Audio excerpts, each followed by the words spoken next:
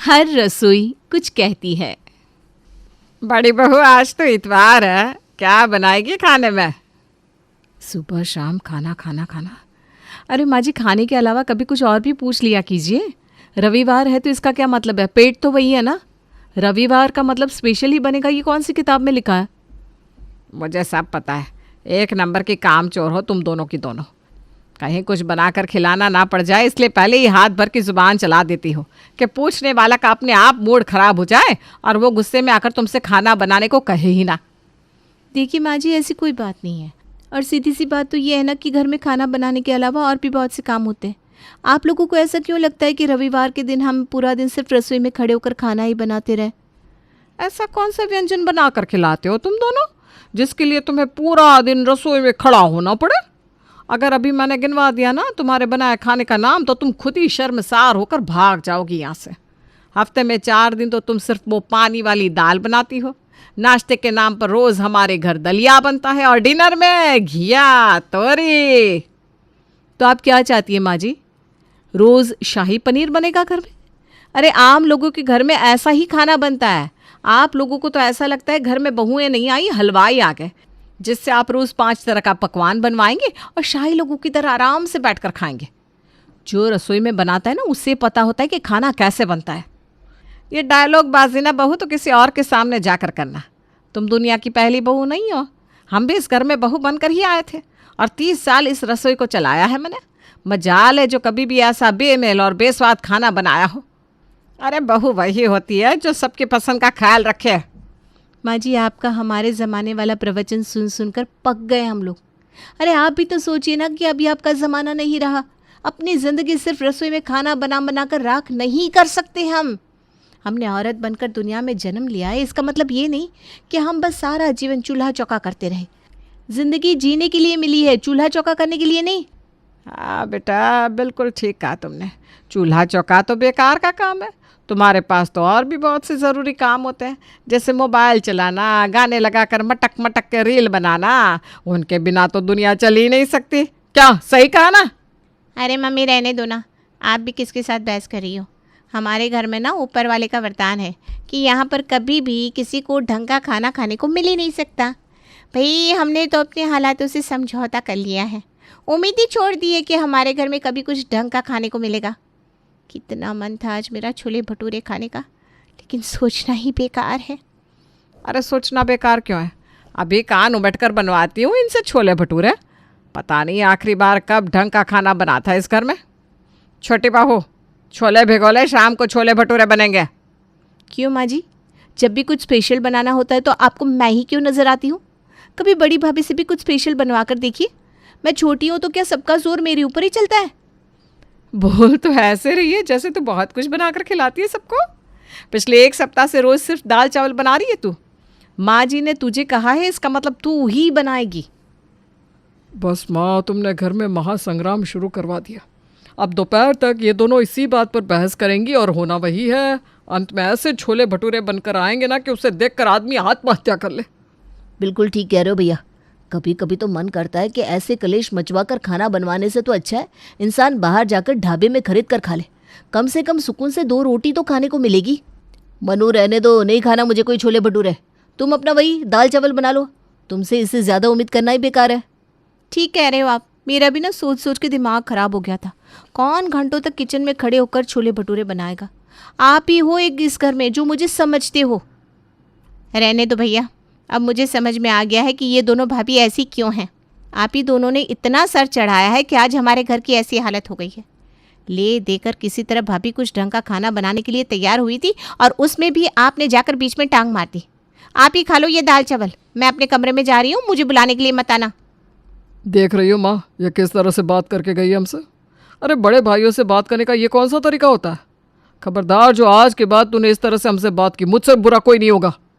भूल मत, सबसे छोटी है तू घर में। अरे चुप करो तुम सबके सब। ज़रा सी बात पर पूरे घर में कलेश मचा कर रख दिया है। ऐसा है बहू, भर गया मेरा भी पेट। मेरे लिए भी खाना आज मत ही बनाना।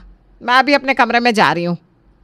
खाना बनने से पहले ही पूरे परिवार में क्लेश मच गया था, जिसके कारण सभी का मन खराब हो गया था और इसीलिए बारी बारी से सभी लोग गुस्से में अपने अपने कमरे में पैर पटकते हुए निकल जाते हैं। अगले दिन कला, अरे कितनी बार से आवाज लगा रही हूँ, मेरी आवाज सुनाई नहीं देती क्या तुम लोगों को? क्या हुआ माँ जी? आपकी आवाज़ लगते ही तो आ गई ना। मैं गुस्से में क्यों दिखाई दे रही है? अरे गुस्सा नहीं हूँ, मैं ये कह रही हूँ कि मैं कीर्तन में जा रही हूँ और अब शाम तक लौटूंगी। लेकिन माँ जी अभी तो खाना भी नहीं बना। खाना खाकर तो जाएंगी ना आप? ऐसे ही भूखे पेट चली जाएंगी क्या? अरे तू रख ले अपना खाना अपने पास। खाना खाना ऐसा कर रही है जैसे पता नहीं 56 भोग बनाए होंगे तूने मेरे लिए। नहीं खाना मुझे कोई खाना वाना। सास प्रीतो गुस्से में घर से बाहर निकल गई। भाभी क्या बात है? माँ जी इतना गुस्से में क्यों नज़र आ रही थी? कुछ बात हुई है क्या? अरे बात क्या होगी, माँ जी की तो आदत ही है, जब भी बात करती हैं ऐसी ही बात करती हैं जैसे लठ मार रही हो। पता नहीं हमने उनका ऐसा क्या बिगाड़ रखा है जो सीधे मुंह बात तक करना ज़रूरी नहीं समझते। अरे माँ जी के बारे में क्या बात करें, यहाँ तो ऐसा लगता है घर में हर कोई बात बात पर सर फोड़ने को तैयार रहता है। आपने देखा नहीं सुबह के समय ये दोनों भाई भी कैसे बात बात पर लड़ने को आते हैं। भाभी ऐसा लगता है हमारे घर का ना माहौल ही ख़राब हो गया है। कोई किसी के साथ सीधे मुंह बात करने को तैयार नहीं है। मुझे तो कभी कभी ऐसा लगता है कि किसी की काली नज़र लगी है हमारे घर पर। वरना ऐसी भी क्या बात है कि परिवार में कोई भी किसी के साथ सही से बात ना करे। बात तो तेरी एकदम सही है। कहीं सच में हमारे परिवार को किसी की काली नज़र तो नहीं लग गई? तू कहे तो कोई उपाय वगैरह करवाया जाए। भाभी अपने घर की भलाई के लिए लोग क्या कुछ नहीं करते, हम भी कोशिश करके देख लेते हैं। दोनों बहू मिलकर मंदिर में बैठने वाले पंडित जी के पास जाती हैं और उन्हें अपनी पूरी समस्या बताती हैं। अब लोगों की कुंडली देखकर मुझे इतना समझ में आ गया कि आपके ऊपर राहु की महादशा चल रही है। आप लोगों को महा उपाय करना होगा, तभी आपके घर से राहु की महादशा खत्म हो जाएगी। उसी के कारण परिवार में सबके संबंधों में कटुता आ गई है। संबंध तभी मधुर होंगे जब आप राहु को प्रसन्न कर लेंगे। भाभी पंडित जी तो मुझे बड़े पहुँचे हुए लग रहे हैं, इनसे कहकर शांति का उपाय करवा लेते हैं। दोनों बहू पंडित जी को 5,000 रुपये देकर ग्रह शांति का उपाय करने के लिए कहती हैं। लेकिन 5,000 खर्च करने के बाद भी घर में किसी के व्यवहार में कोई अंतर नहीं आया था। देख रही हो भाभी, पंडित जी की ग्रह शांति का तो हमारे घर के ऊपर कोई असर नहीं हुआ। लग रहा है कोई बहुत बड़ी बला है हमारे घर के ऊपर, जिससे निपटना पंडित जी के बस का ना है। क्या कहती हो, किसी तांत्रिक से संपर्क किया जाए? देख छोटी, पंडित ना सही तांत्रिक ही सही, मुझे कोई ऐतराज़ नहीं है। तू देख कोई हमारी समस्या का हाल बताने वाला मिल जाए तो फिर क्या दिक्कत है। अपने परिवार में हो रहे इन रोज़ रोज़ की लड़ाई झगड़ों, मनमुटाव और क्लेश से बचने के लिए दोनों बहुएं कई पंडित, बाबा और ओझाओं के चक्कर लगाती हैं, लेकिन कोई भी उनकी समस्या का सही हल नहीं बता पाता।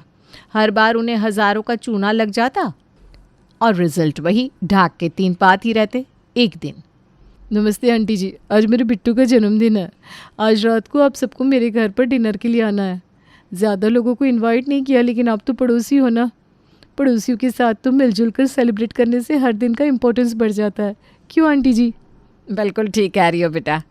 ठीक है, हम लोग शाम को डिनर पर ज़रूर आएंगे, जब तू इतने प्यार से बुलाने जो आई है। शाम के समय सभी लोग तैयार होकर पड़ोसन के यहाँ डिनर पर पहुँच जाते हैं। पड़ोसन के घर पहुँचने के बाद उसके घर की चमक दमक और रौनक देखकर सभी की आंखें खुली रह गई। देख रही हो भाभी आप, पूरा घर कितना अच्छे से मेंटेन किया हुआ है इस मंजरी ने। महंगी महंगी शोपीस, एंटीक चीज़ें, सब देखते ही बन रहा है इसका घर तो। अरे तो बस घर देख रही है, मंजरी को भी तो देख। उसकी साड़ी देखी, कम से कम 10,000 की साड़ी पहन रखी है इसने और गहनों से लदी पड़ी है। इतनी ज्वेलरी पहन रखी है जैसे भाई साहब ने किसी ज्वेलर की दुकान में डाका मार लिया हो। कुछ देर में मंजरी सभी को डाइनिंग टेबल पर बिठाती है और खाना सर्व करने लगती है। तभी ननद आरती कहती है, वाह मंजरी भाभी, आपने तो बड़ी टेस्टी टेस्टी डिशेस बना रखी है। एक दिन में इतने सारे डिशेस हमारे घर तो भाई कभी नहीं बनती, आज तो मज़ा ही आ गया। बिल्कुल ठीक कह रही है आरती, बड़ा स्वाद है तेरे हाथ में तो बेटा। मैं तो जब से तेरे हाथ का खाना खा रही हूँ ना, उंगली चाट रही हूँ। तेरे हाथ में तो साक्षात अन्नपूर्णा का वास है। कला और मनु ने देखा कि परिवार में हर कोई उंगलियां चाट चाट कर खाना खा रहा है। बात सिर्फ स्वादिष्ट खाने की नहीं थी, खाना खाते हुए सभी के चेहरे बहुत खिले हुए नजर आ रहे थे। उस शाम मंजरी के घर का माहौल बहुत ही खुशनुमा रहा। सभी ने हंसते मुस्कुराते हुए खाना खाया, फिर चुटकुले और ठहाकों का दौर चला, जो एक बार शुरू हुआ तो घंटों तक चलता रहा। घर पहुंचकर छोटी, तूने एक चीज़ नोटिस करी? मंजरी के घर जाकर हमारे फैमिली मेंबर्स कुछ ज़्यादा ही खुश नहीं थे। ये लोग तो ऐसे बिहेव कर रहे थे जैसे आज तक इन लोगों ने खाना ही ना खाया हो। खाना वाना तो ठीक है भाभी, लेकिन आपने मूड नोटिस नहीं किया? वहाँ जाकर सबका मूड कितना अच्छा था। घर में तो हर कोई एक दूसरे से लड़ने को ही आता रहता है, और वहाँ देखो कैसे सब एक दूसरे के साथ हंस के मुस्कुरा के बातें कर रहे थे। चक्कर क्या है? और एक चीज़ नोटिस किया आपने? उस मंजरी ने भी कमाल ही कर दिया। अरे भाई, वो अकेली खाना बनाने वाली है, इतनी सारी डिशेस आखिर बनाई कैसे होगी उसने? मुझे तो इतना सारा खाना एक दिन में बनाना पड़े तो मैं तो पागल ही हो जाऊं। अरे तू वो क्या पागल हो जाएगी? मुझे इतना खाना एक दिन में बनाना पड़े तो मैं तो घर छोड़कर ही भाग जाऊं। ना बाबा ना, मुझसे इतना काम नहीं हो सकता। मैं तो थकान से ही मर जाऊंगी। लेकिन भाभी, उस मंजरी के चेहरे पर तो थकान का नामो निशान नहीं था। वो तो बड़ा ग्लो कर रही थी। आखिर सीक्रेट क्या है? लगता है हमें मंजरी से ही पूछना पड़ेगा। अगले दिन दोनों बहुएं मंजरी के पास जाती हैं। मंजरी, एक बात बताओ, कल डिनर के लिए वो सारी डिशेस तुमने घर पर बनाई थी? हाँ भाई बिल्कुल, खुद अपने हाथों से बनाई। क्यों, अच्छी नहीं लगी क्या? अरे नहीं, बहुत अच्छी थी। बात यह है कि हम थोड़े हैरान हैं कि तुमने अकेले इतना सारा खाना बनाया कैसे? थकी नहीं तुम? अरे भाई, अपनों के लिए कुछ करने में थकान थोड़ी ना होती है। उल्टा मुझे तो बहुत खुशी हुई सबके लिए अपने हाथों से खाना बनाकर। मैं तो अक्सर ही ये सब बनाती रहती हूँ। और तुम्हारे फेस पर इतना काम करने के बाद भी जो ग्लो है, और इतनी सारी ज्वेलरी है, क्या राज है भाई? आज मैं तुम दोनों को साफ साफ समझाती हूँ। देखो कला, हर रसोई कुछ ना कुछ कहती है, बस तुम्हें समझने की ज़रूरत है। मेरी रसोई कह रही है कि वो खुश है तो मेरा पूरा परिवार खुशहाल है, और तुम्हारी रसोई कह रही है कि तुमने उसे उदास कर रखा है। देखो, घर में रहने वालों के दिल का रास्ता ना रसोई से होकर ही गुजरता है। रसोई को बस खाना बनाने की जगह मत समझो, बल्कि वो एक ऐसी जगह है जहाँ से रिश्ते मजबूत होते हैं। जब घर में सबको अच्छा, स्वादिष्ट और मनपसंद खाना खाने को मिलता है तो घर में आपसी रिश्ते खुद ब खुद सुधरने लगते हैं। घर में प्यार होगा तो आधी समस्या तो खुद ही खत्म हो जाती है। अब बंदा पूरा दिन घर से बाहर काम करता है, जब वो घर में आए तो उसे पसंद का खाना भी खाने को ना मिले तो मन कैसे अच्छा रहेगा, बताओ तो। मंजरी की बात सुनकर दोनों बहुओं को अपनी गलती समझ में आ गई थी। ठीक है तो बोल कर गई ना मंजरी, हमने खाना बनाने को हमेशा फालतू और बोझ समझा, कभी प्रेम से किसी के लिए कुछ बनाया ही नहीं। जब बेस्वाद खाना खाएंगे तो मन कैसे अच्छा होगा? इसीलिए हमारे घर में हर समय सब उखड़े उखड़े रहते हैं। गलती समझ में आने के बाद दोनों बहू उसे सुधारने के लिए कसम खा लेती है और अगले ही दिन से रसोई के कामों में मन लगाने लगती है और खुशी खुशी मुस्कुराते हुए सबके लिए सबकी पसंद का खाना बनाना शुरू कर देती हैं।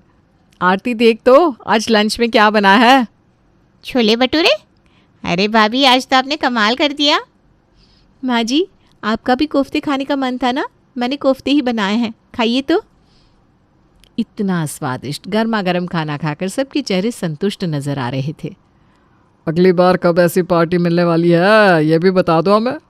वैसे आज कुछ खास दिन है क्या? कल सुबह ही आप कहते थे ना आपके ऑफिस में आपकी बेस्वाद खाने का सब मजाक बनाते हैं। अब देखना आपको कैसे ज़ीरो से हीरो बनाती हूँ मैं मानती हूँ कि मैं बेमन से खाना बनाती थी, इसलिए मुझे कभी फ़र्क नहीं पड़ता था खाना कैसा बना, लेकिन अब ऐसा नहीं होगा और अब से हर रोज़ पार्टी होगी। अच्छा खाना खाने के लिए अब आप सबको पार्टी का इंतज़ार करने की ज़रूरत नहीं है। कुछ दिन बाद, कल मैंने तुम्हें बताया था ना मेरा बॉस एक नंबर का फूडी है। बस 3 दिन पहले तुम्हारे हाथ की बिरयानी खिला दी मैंने। वो इतना इम्प्रेस हो गया कि मेरा नाम प्रमोशन के लिए सजेस्ट कर दिया। तुम्हारे हाथ के खाने ने तो जादू कर दिया। ये लो तुम्हारे लिए सोने की अंगूठी।